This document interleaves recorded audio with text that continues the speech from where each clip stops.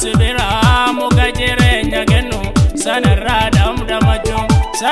damdamachu godoo godanaa kana amanuun natti ulfaate birruunan keessa oola nannu baagee dhaga'ee lubbuun koo oolsi eega ganamaa fi galgala Mandara du'in jirre argina maani jarre kalaqii keessa jirre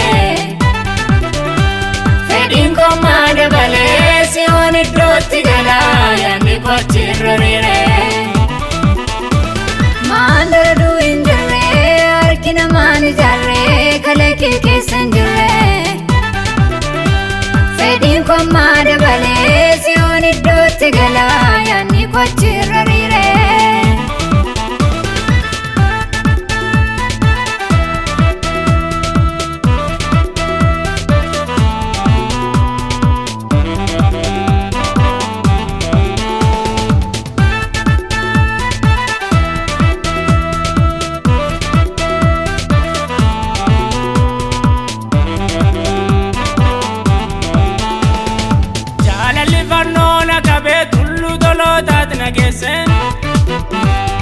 Galma galgala alkaneef guyyaa na dibse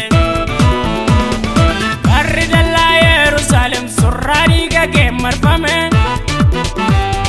karri gamoo ishee lafarraa kamtuu itti akkeeffame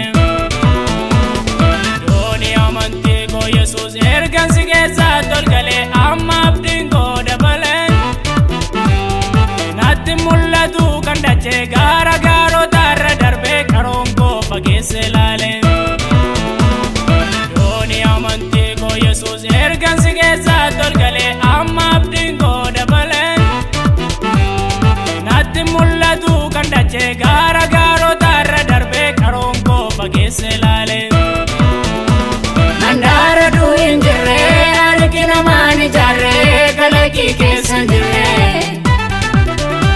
fedhiin koo maada balee si'oon iddootti gala yaadni kochirra riire. Mandara du'in jirre argina maani jarre kalaqii keessa jirre fedhiin koo maada balee si'oon iddootti gala yaadni kochirra riire.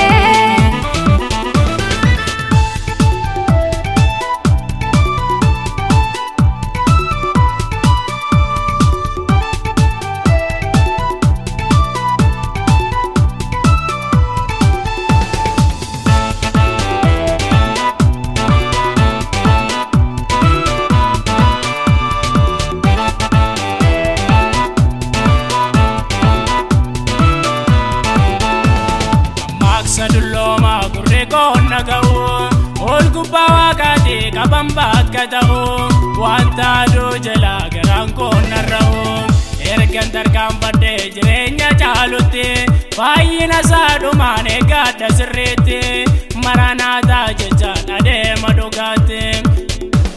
Badhaadhummaan darbine gola keessa jiru hirmaata koon godhadhee du'atti dhiiriru. Dobirri lukkuu waliin iddoo bultiin tolfatu ammamni uffatasaa ga'u malee boqotu.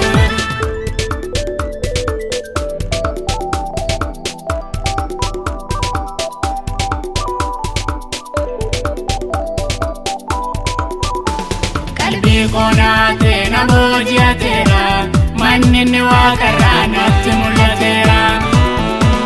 Qalbii koo naatee na booji'ateera manni inni waaqarraa natti mul'ateera. Dhiingeen afuufamnaan malakkaan ni dhuma garaan koo bareera anolan buutama. Dhiingeen afuufamnaan malakkaan ni dhuma garaan koo bareera.